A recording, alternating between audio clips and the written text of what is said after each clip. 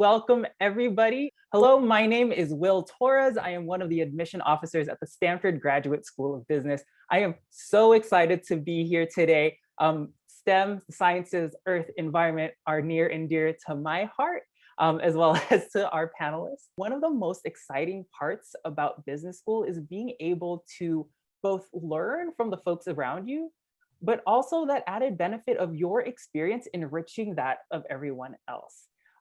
This year, we're trying really intentionally as the MBA admissions office to celebrate and empower as many different voices as possible in our different offerings. Today, we are talking about coming to the GSB with a STEM background. And so that is one of those things that often we forget are part of our lived experience and the things that one of those perspectives we bring to the table as well. So over the course of our conversation today, I'll start with a brief intro. We'll introduce the panelists. I have a couple of Q&A questions just to warm us up, and then we'll be pulling from the Q&A box. So really looking forward to some of the questions y'all have today. We have a poll up right now just to help us get a sense for where you are in the journey. So go ahead and let us know. I see a lot of folks are looking to start an MBA program in 2022. Some folks are looking beyond and not sure what year you want to enroll and exploring. This is a great way to begin that exploration. All right, cool. So with that, we can get over to the stars of our show, our panelists. If we can have Graham, if you could please introduce yourself, and maybe as part of that introduction, what is one word your friends would describe you as? Cool. Thanks, Will. Hi, everyone. Really lovely to meet you all, and it's really just a great opportunity, I think, to chat, and really excited to be here. So I graduated in 2019 from the MBA, and then 2020 with the EI program. Originally, I'm from South Africa, did an undergrad in materials science and materials and metallurgical engineering, and then spent about 4.5 years working in mining as an engineer on operations, sort of dealing with broken pumps and dealing with people and, night shift, that sort of thing. Really engineering work, both in South Africa and Brazil. And then after GSB, I moved over to consulting with Deloitte. I'm happy to sort of go into that in more detail, any area in more detail, if you guys like. And then I think very quickly, the one word my friends would describe me as is probably outdoorsy. Your Zoom background speaks to that description really easily. From Jackson, Wyoming, skiing. Nice. All right, Carl. Hi, everyone. My name is Carl. As you can see on the slide, I did an MD prior to coming to the GSB at McGill in Montreal, in Canada. Prior to coming, I was doing my residency in anesthesiology, which I decided to go back to post GSB. But throughout, I've also had business experiences in consulting. Did my internship at Bain & Company, and also currently am the president of my professional association. So got to negotiate and advocate for over 5,000 residents in my province and negotiate their contract. So happy to talk more about that. And if my friends had to describe me, maybe it's just my job, but I would say calming and comforting. All right, so I'm gonna go ahead and stop share so we can focus on our panelists today. So I'll start with you, Graham. So coming from a background in mining, like why business school? It's a good question. I think after sort of working for like 4 years on operations as an engineer, I said there were a couple pushing factors. One was I wanted to understand the business as a whole. I knew how operations worked. I knew how that side worked. I knew the planning of that, and etc. I had no idea what happened on the finances side of things. I had no idea what happened on like supply chain even. I had no idea what happened in human capital, human resources, like how strategy decisions were made. All of these sort of things. And I wanted to get a better understanding of that, with the view that one day, if I were to stay within mining and sort of continue up the career path, my background might be then on the engineering side, but I would at least know and understand what the rest of the business was doing. And then secondly, the second main reason was the career path in mining as an engineer is pretty well defined and it's pretty slow. It's sort of 2 years in this position, 2 years in the next position, and inevitably about 15 years on operations in the middle of nowhere, because most mines don't happen to be on San Francisco's doorstep. They tend to be in the middle of nowhere. And I wanted to get out of that. I didn't want to have my career tied to being on operations for the next 15 years of my life. And so I thought an MBA would also help sort of expedite career progression and give me more options. Yeah, so how did you come to know like it was time? Did you hear about an MBA from other folks in your company? Was this something you always knew you wanted to do? How did you know it was time? That's a great question. I don't know if there ever is the right time to do it. I was on a sort of rotational leadership program at the company I was working for, which was 5 years. And I was coming to the end of that program. So at about year 3.5 to year 4, I sort of started having discussions with some of my mentors. Many of them had done MBAs. Many of the people who had been through the program I was on before me had done MBAs. And it seemed a natural progression from that program. You sort of got to see a lot of different things, got to be working a bunch of leadership positions. And then there was no real progression for you in the company. There's no set, okay, you're going to go do this, unless I went the engineering route, which was long and slow and I didn't really want to do. And an MBA seemed to open up many more doors.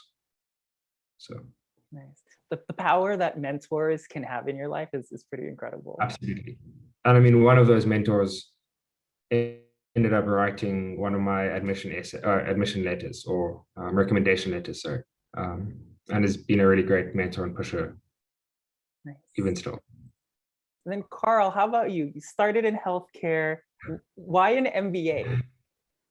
Yeah, I think if you had asked me that like 5-7 years ago when I started med school, I would have thought it was a really weird career move. But pretty early when I started my residency, I got really frustrated about how inefficient things were. Honestly, like patients waiting for a bed in the emerge for days, surgeries getting canceled, like improper resource allocation, and realized that the people making those decisions were either business people without a healthcare background, so without really the tools to understand the implications of their decisions, or healthcare people without a business background. So yeah, they understand how doctors work, but they don't really understand operations or human resources or supply chain and all those things that are really important when you're managing a large organization like a hospital. And so for me, it was really a way to blend the worlds, and to be able to bring back those backgrounds into my industry to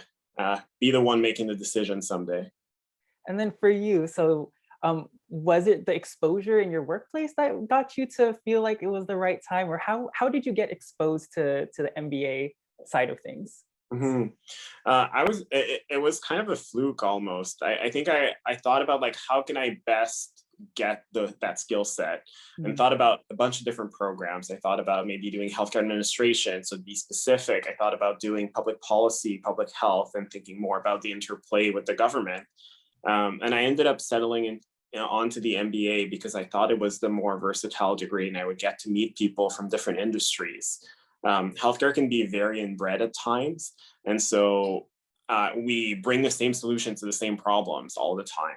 And so it's meeting people from these different industries who knew nothing about the hospital, but knew lots of things about mining or about consulting, finance, I thought would be a super exciting opportunity to be exposed to all those different ways of thinking.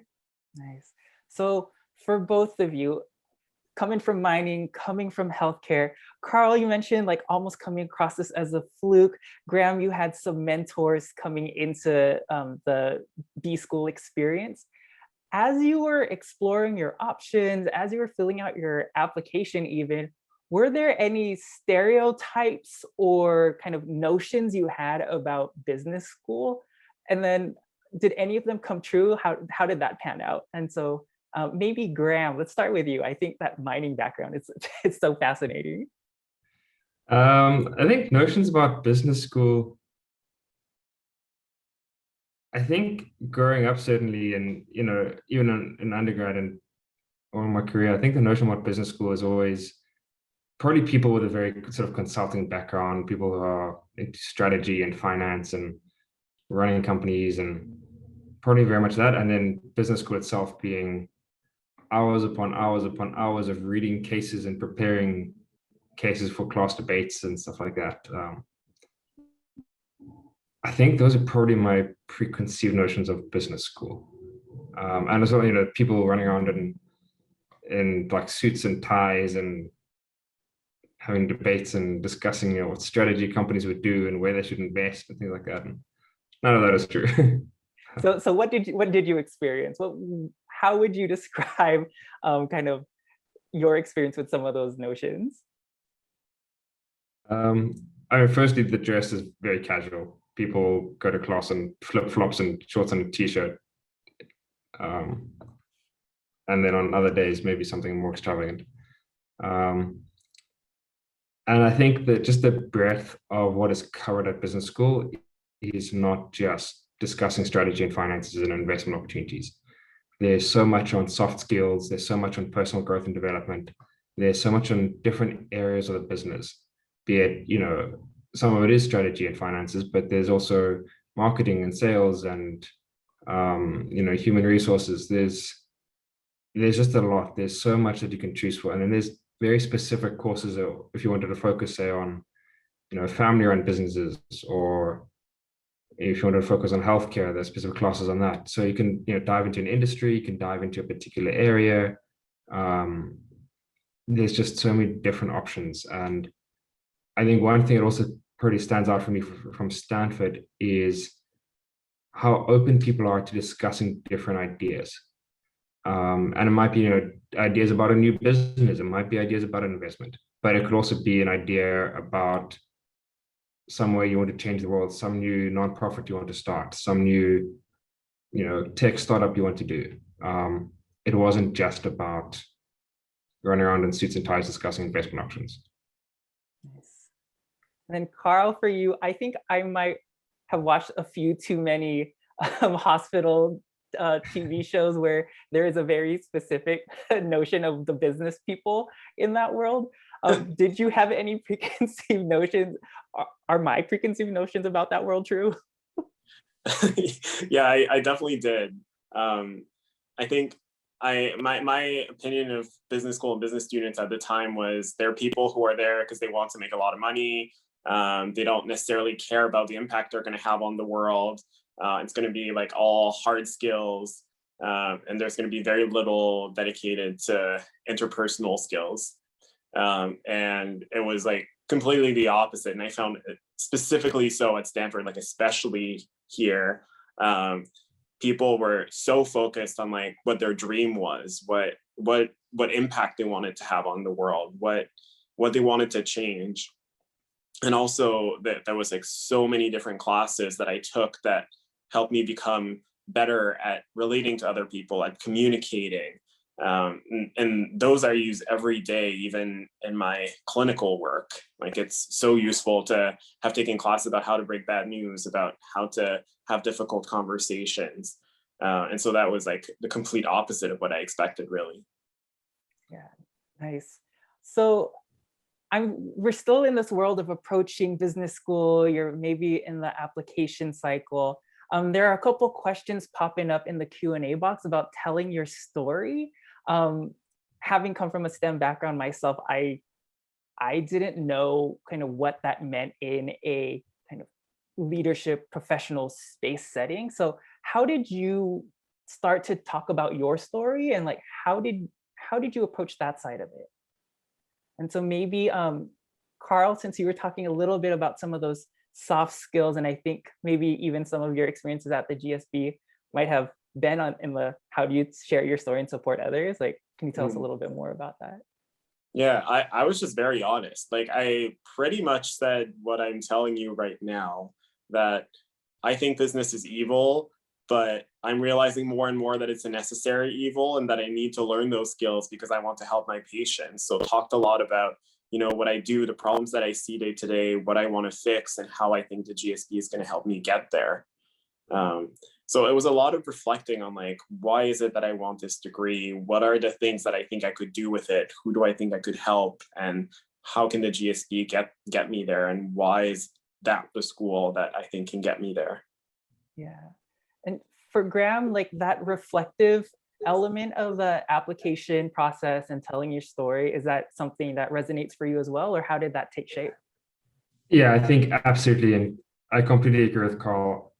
When you think about your story, which is not something as an engineer we'd ever really done, you're kind of an engineer, this is what you're going to do. There's no story. I think that reflection piece is critical, and figuring out what are you doing, what is important to you, and very much a part of the application process. What is most important to you. And then as you think about that, I wouldn't go so far as to say I thought business was evil, but it was certainly a necessary. It was something I thought was perhaps boring and simple compared to engineering problems, but a necessary something that I knew nothing about. And I suppose from a business perspective, I've always thought the heart of the business is in the side that's doing the stuff. If it's manufacturing, if it's mining, if it's coding, like it's the people building, it's the people creating stuff.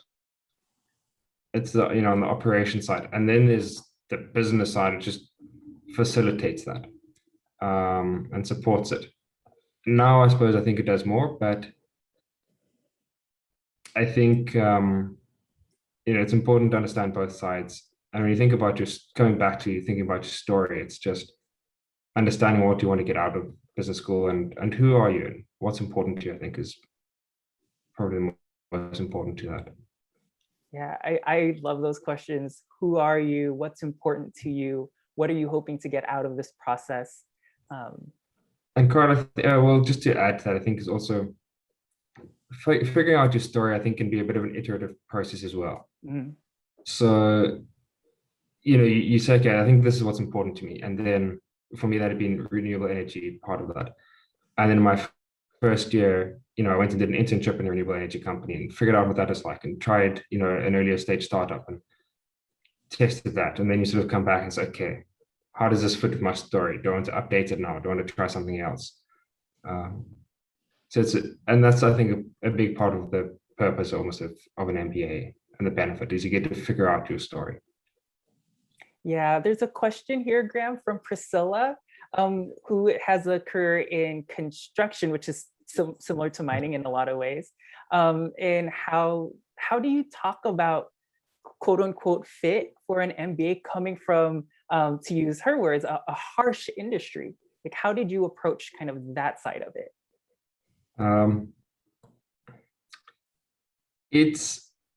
I think that might depend on different business schools and the culture. I think it really depends on the culture of the school.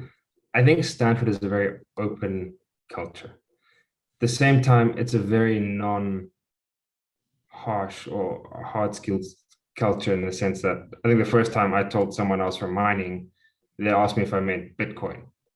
I was like, no, like actual digging in the ground. And I think when you think about fit, everyone's story fits in some way or other way. Everyone's background is relevant in some way or another way. It might not be in every case, in every class, in every discussion. And I think you figure out, it's part of figuring out your story is where do I fit in? Where can I contribute? And so for me, that was not in the accounting classroom, but there might have been other classrooms, on operations or optimization, was like, okay, like this is relevant. Or there are cases on, perhaps on a mining company or something like that, like, okay, like I know what this is like, I can give context here. But then even outside of that, that's only one, your background is only one part of your story. There's also where you want to go is another part of your story. And how can you contribute there? How can you, so for me, I wanted to go into renewable energy. So I did the IPER, I joined all the energy classes, I joined the energy club, and then I was probably known more for being interested in energy than for my background in mining. And so it's just a matter of figuring out what's important to you and then communicating that. And even though mining wasn't that important to me, every time anything about mining came up, everyone got pointed in my, towards me and said, go talk to him. I had professors who say, oh, they, professors / investors saying, oh, they're interested in the mining space and renewable energy. And they would set up coffee chats with me to come talk to me. Then they'd introduce me to other people in the broader, both Stanford network and even Palo Alto network of people who are also working in mining, and said, here's a rare mining MBA person, talk to them. So if you figure out what's important to you and you communicate that, I think you find your fit, and you'll find the people with similar interests, and you'll find the people you should be speaking to. I hope that answers the question. Oh yeah, that answered it beautifully.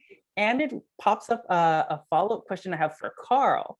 So Graham talked a little bit about some of the contributions his perspective contributed either in classroom, community, and now kind of in that broader scale of folks who might have been interested and are looking for someone to talk to and learn more about. What are some of the ways that you've seen your pre-MBA background contribute or add value to either the classroom or conversations you've had? Mm-hmm.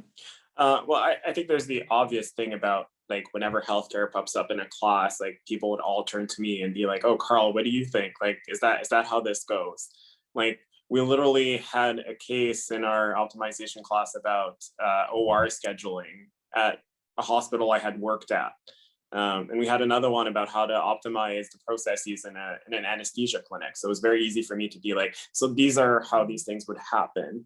But even beyond that, I think a lot of the soft skills portions, those are things that I have gotten to practice and get to practice more every day, telling people that their loved one is dying or has died. Those are very difficult conversations, and there's a lot of parallels that you can make between that and firing people, or telling them that the company is going bankrupt, or making those big announcements when you're a business leader. And I think that I brought that unique lens to those conversations that added a lot to the conversations, really. Nice. So as we're talking about the GSB and the business school experience, let's start from the beginning of that, from when classes started. This is a question from Nitin out there. Did you feel behind in classes coming from not coming from a non-business background? What was that transition into the business classroom like for you guys? So maybe Carl, I'll start with you, and then Graham will hop over to you next. Yeah, it's definitely something I worried about a little bit before starting, knowing that I hadn't done math in over 10 years and knew virtually nothing about accounting, finance, or whatever other classes you can think of when thinking of what a first-year business student is taking. But I will say that they're aware that people come in with different levels, and so a lot of the intro classes are tiered to make sure that you enter in at the right level, and you make sure that you learn what you need to learn, but also that everybody is stimulated. The other thing I think is that I coming from an MD background, I had already done graduate studies and already had a sense of learning for myself and for what I need to learn and for what I need for my career versus learning in order to get specific grades. And so I think I came into the program putting very little pressure on myself and being like, I'm going to take as much as I can. But if there's this one piece of information, I can't memorize it for whatever reason, and I think there's something I can do with my time that would add more value to this experience, then that's what I'm going to do. And I think that really helped me get through it with minimal amounts of stress compared to some other people who didn't have that view coming in. Nice. And then Graham, how about you? How was that transition coming from a non-business background into the business classroom? I think the key thing is, Carl actually brought up, is knowing what you want to get out of it and where you need to put your time and attention to. And so, if you're coming from a non-traditional background and you say you already want to learn finances, okay, then you need to put your attention into accounting and econ and finance 101, and sure, those classes will then take up more of your time, but because you know where you want to put your attention, I think that really helps. And as Carl mentioned, how they tier the classes, is the intro classes or the first sort of quarter, is really key, because then, my first year accounting class was everyone else who had never done accounting before either. All the people who were accountants were in the advanced or the level 3 class, basically. And they were discussing some super advanced stuff. I don't even know what they're discussing. But they weren't in our class, being bored or asking questions that are just so far above my head that I had no idea what's going on. So I think that's really critical. I think the other element to the transition is just being back in a classroom and having to study and just being back in a classroom. Like, I hadn't done that for 5 years, and that is a bit of a shock to the system again. Yeah, and I think that's something to be aware of. But again, I think the first quarter allows for that transition. It's sort of the whole first quarter sort of ramps up as well. And like without doing any sports or the activities where they're on hold and you don't participate in those, I think really helps as well. And then, Graham, there's a couple questions in the Q&A box about EIPER. Did you know you wanted to do the program coming in? And what was it like with the two programs? What was that experience like? So I didn't know I wanted to do the program coming in. I happened to have a small group dinner, I think in my first week at Stanford, which was hosted by a second year EIPER person and then there were also 2 classmates of mine who were already in the EIPER program, and they had sort of joined before, or as I joined the MBA. And we just got talking about that, and it sounded awesome. And I think the next day I filled out the application form. So that is more by chance, but I definitely think it's worthwhile looking into before if you know about it. And then in terms of managing the 2 programs, it's very flexible in terms of how you manage it. I think there's a slightly higher overall points requirement. I can't remember exactly. It's from 120 to 140 or 100 to 120 or something like that. But you can do it anywhere from an extra 1 quarter to an extra 3 quarters at Stanford. So you can really decide if you want to almost sort of do 20 units every quarter for the 2 years in 1 quarter. You can finish it quickly in just 1 additional quarter, and it'll be busy, but you can do it. If you want to take a much more leisurely pace for the whole thing, you can do 3 years to do both the MBA and the EIPER, and then have maybe 1 year being busy and 1 year medium and 1 really, really relaxed year. You can have 3 pretty relaxed years. You can really split it up how you want to. And managing that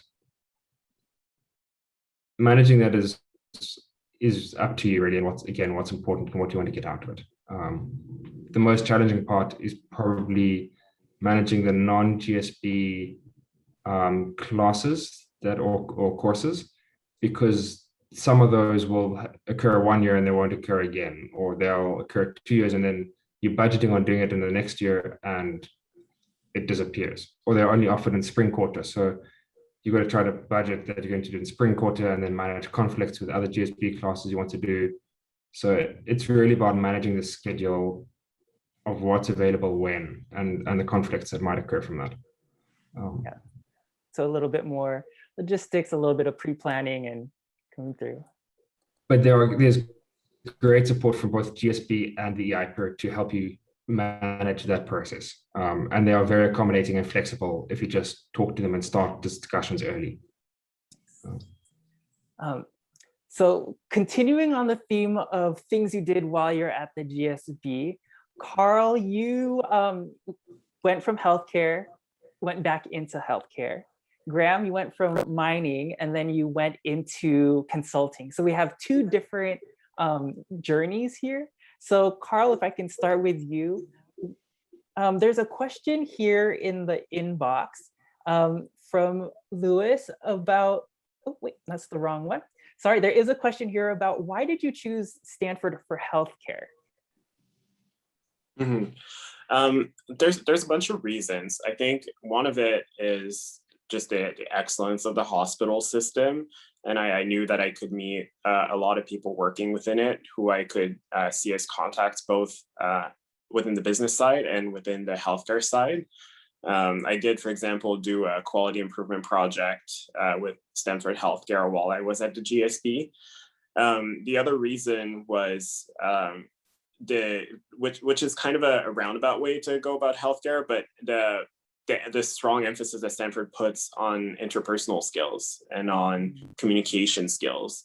And those are so key in healthcare. And I was like, even if I go into this degree and decide that I hate business, that I never want to do it, that I never want to manage people, like I'm going to need to manage relationships with patients, and I'm going to need to manage difficult conversations. And those are things that Stanford is going to teach me no matter what. And so I think that was the other thing that really attracted me to Stanford as someone coming from healthcare.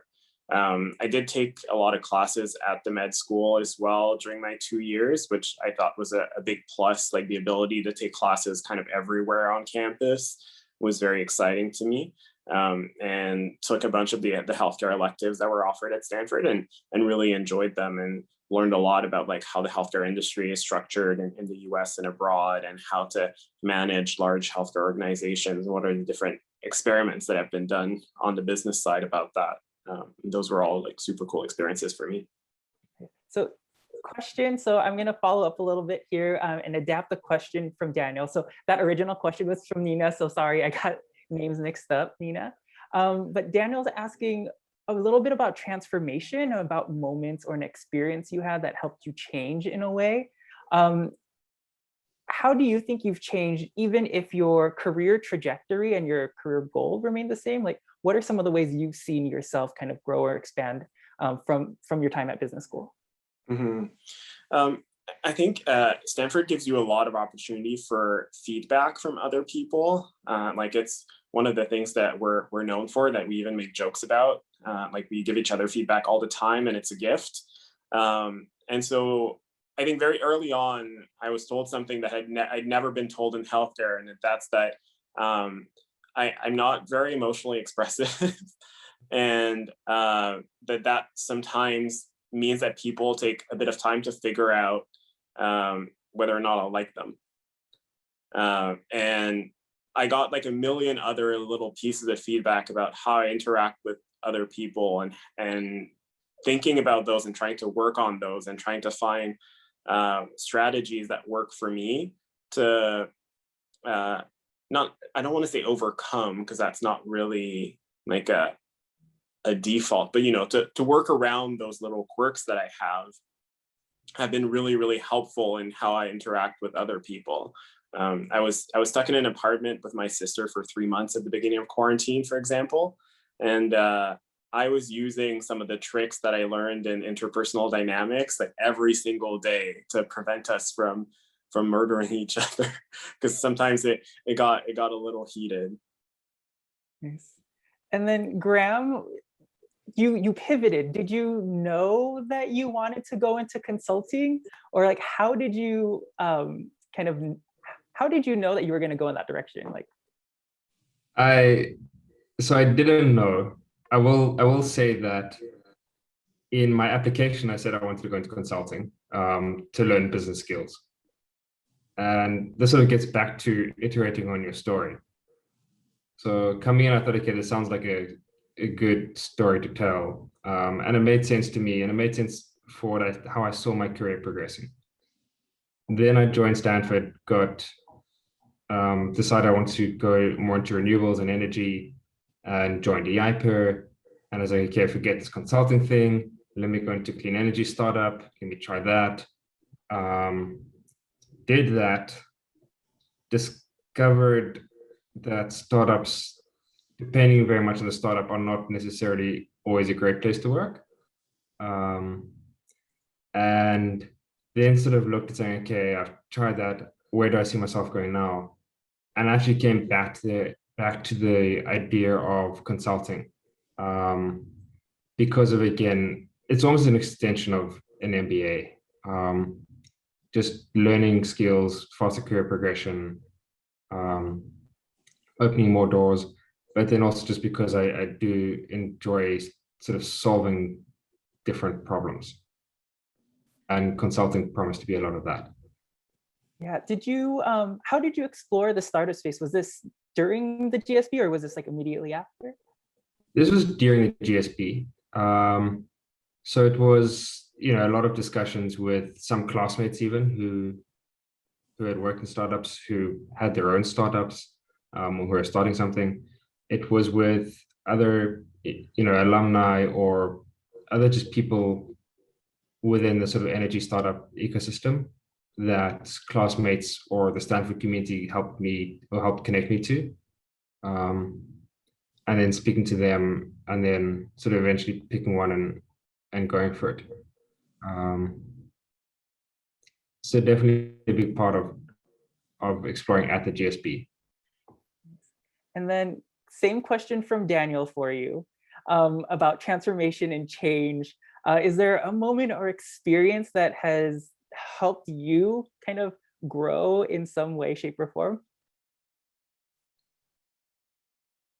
I can't pick out a singular moment where I had this aha moment, I don't think. But I think I just grew a lot at GSB and really from people's diverse perspectives. And I think it helped me become even more open and aware of how I interact with people with different backgrounds and experiences. And I thought that growing up in South Africa and dealing with this sort of on a continuous basis, that I was already pretty good at this. And then at the GSB, I think I grew so much, particularly in that regard. And that was, again, the class interpersonal dynamics that Carl mentioned, also known as touchy-feely, some of you might have heard. That class was incredible. But just the general discussions, I think it really helped to break down any stereotypes you might have. Because you'd meet people who just did not fit, or who, whatever stereotype you had about someone with some background or anything, you'd meet someone who completely shattered that stereotype.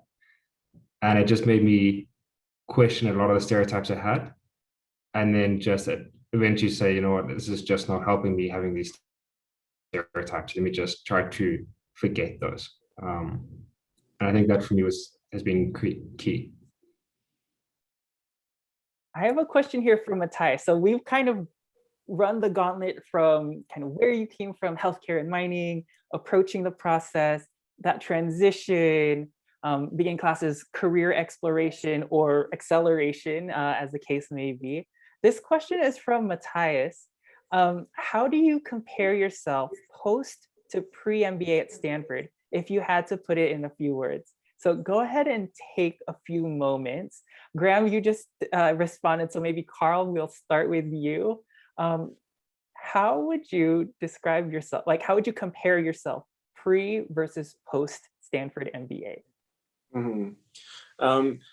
I think there's a few things. The one thing is it's really expanded my idea of what's possible and what are the different things I could do and the different directions I could go. I think one quick example is like the power of just like asking for what you want.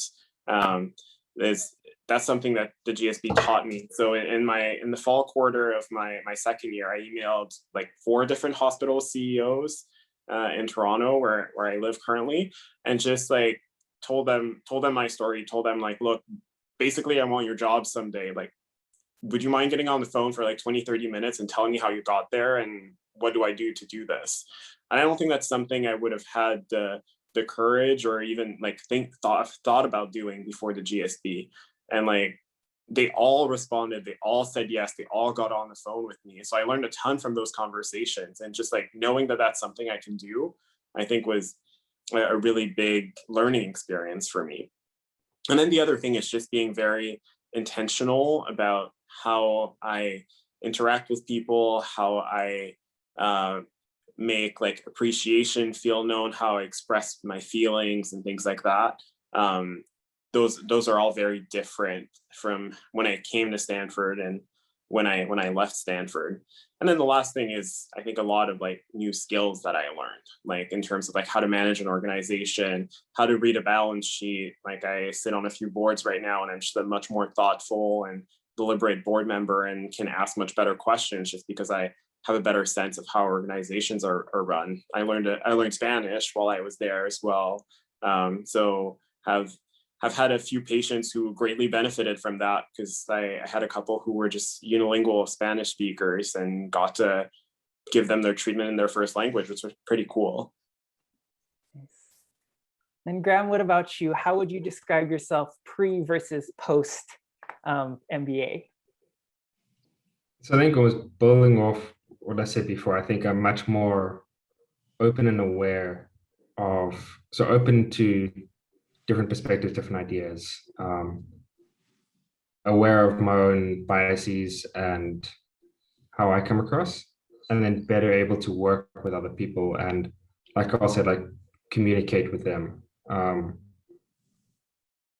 I think much more aware of how, I think emotions play a role in relationships as well.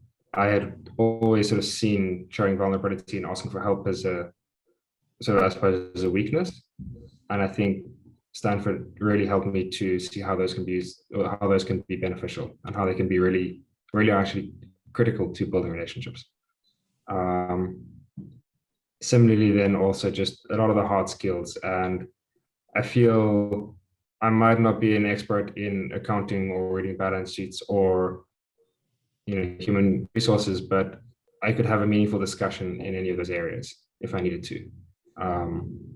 And I'd sort of know what to ask, know what the critical things are, and how to dive deep into that. And then also importantly, know that it's okay to ask for help. And it's okay, I can have an entry level discussion to this, but I can't go deep. Who do we speak to?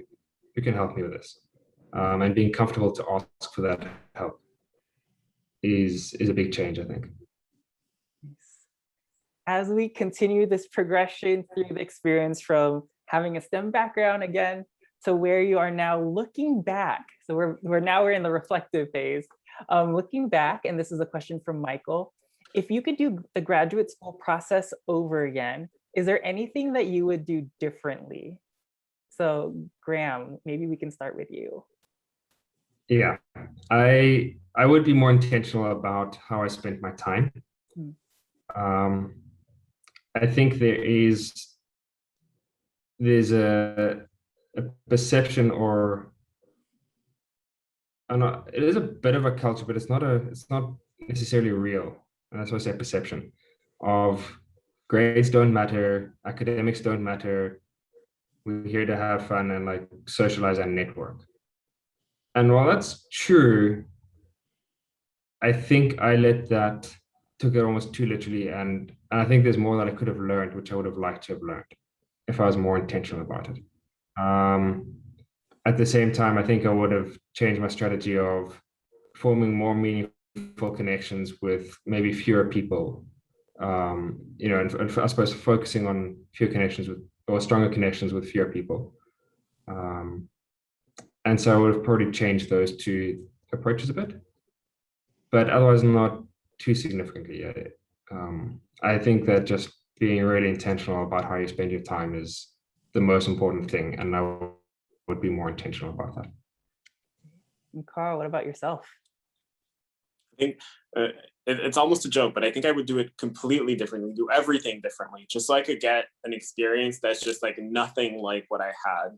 I love the time I had, but there's just so many opportunities that come with being at Stanford in the MBA program. And there's always this sense that like whenever you're doing something, you're missing out on 10 others. And so like just going back and open that door that I didn't open, like maybe, I don't know, learn how to code, or go on that trip that I didn't go to, get to meet the other people that I didn't get to meet, lean in really hard on the like hard finance skills and see where that gets me, and if that gets me somewhere different. Nice. Were there any like classes or programs specifically that you would go back and try again if you had a second chance? Yeah, I think I would try to learn how to code. I forget exactly what class code those are, but they're across the street classes about how to use like R and Python. And I think that would be a very interesting skill to have. Plus, like, there's a lot of things that you can do with it in any industry you go into. So maybe that's one thing I would try. Yeah, I think you might be referring to CS 106 or CS Yes. 105. Those are two of the known classes on campus for being in the computer science space. Yes, exactly those. Graham, I'm curious if there was a class or program or something that you would try if you had a second chance at business school. Yeah, I really like Carl's approach of saying try something completely new and different and don't live the same experience twice. I think that's great. I think. And I suppose to that, I would have probably leaned in more on some of the heavy finances. So there's an investments class, there's a financial modeling class by DeMarzo. I think I probably would have tried to lean in really heavily there. And then maybe even like, I did Startup Garage in my very last quarter. I think I would have liked to maybe do it a bit earlier, and then also maybe try a D-School class. I think that'd be really cool. Can you tell us what Startup Garage is? Yes, Startup Garage is, it's a class. There are a couple of different, it's often different quarters to sort of build on from each quarter, where you sort of come with an idea and really try to build a startup out or from that idea. And you've got a couple mentors, guides who act as professors. Most of them are from industry, and they sort of help guiding through that process of helping to hone in what is your idea, what is the MVP, the minimum viable product. Can you build that? Can you test that? Can you see if there's a market for it? And they sort of just take you through that process. And there've been some great startups that have actually come out, and really successful startups that have come out of that class. Yeah. And as we think back now onto like the advice and best practice and tips part, where we get to impart some of your wisdom from having lived it. For folks, maybe we'll tailor this specifically for folks maybe either coming from your own professional or educational background or from STEM in general. Do you have any tips, best practices, words of wisdom that you could share with folks as we close out today's events? So Graham, maybe we can start with you. So something I've said before, and I keep on hopping back to it, is just knowing what you want to get out of the program. And I think it is particularly important for STEM people with a STEM background. And knowing, because that isn't necessary to say you want to get out, a finance knowledge or business acumen. Maybe you have an idea you want to take through Startup Garage. But I think it's knowing what you want to get out and then really honing in on that. The second comes to a point someone raised and asked about fitting in, is don't worry about that. Figure out your story for yourself. Be vocal about that, and you will fit in by being yourself. And you will find the right place. And there was a third thing I was going to say, which I've now forgotten. But those two are, I think the third is related to that. If you want to focus on academics or something, whatever you want to focus on, whatever is important to you, do that regardless of what other people say. And if you say, hey, you really want to learn accounting, and people are saying, why accounting? It's so boring. If that's what you want to do, if that's what's important to you, ignore them and go and do it. And remember that everyone is struggling to figure out what they want to do as well. you're not alone in that. What's the saying for successful speech writing? Tell them what you're going to say, then tell them, and then tell them what you just said. So already still practicing some of those effective communication techniques. And then Carl, what about yourself? Any tips, best practices, words of wisdom you have for folks out there? Yeah, Graham kind of stole mine, actually. I was going to say, like, come in with a list of the things you want to accomplish and try to make sure that your time is aligned with those. So I came in with 3 specific goals. I wanted to learn how to manage a healthcare organization, learn better communication, interpersonal skills, and learn a new language. And when looking at my classes, when looking at how I spent my time, the clubs I joined, I was very intentional about doing that. That being said, I think there's also something to be said about exploring and trying things that take you out of your comfort zone. So yes, do come in with goals and make sure you align your time with them, but leave a little bit of space for a little bit of whimsy and last minute decisions and exploration. Awesome. We have one more poll if everyone would be willing to help us out here. Thank you so much to our panelists, Carl, Graham, for sharing your time, your story, and your wisdom with us all. I encourage you to go ahead and if you're interested in learning more, including what other events we're having, you can create your own personalized dashboard at mystanford.mba, where we'll help curate some of the things that might be of most interest to you with an answer of a few short questions. So once again, thank you so much for joining us today, and I hope to see you again at some of our other events this summer. Have a wonderful evening, day, morning, wherever in the world you are. Take care and stay safe.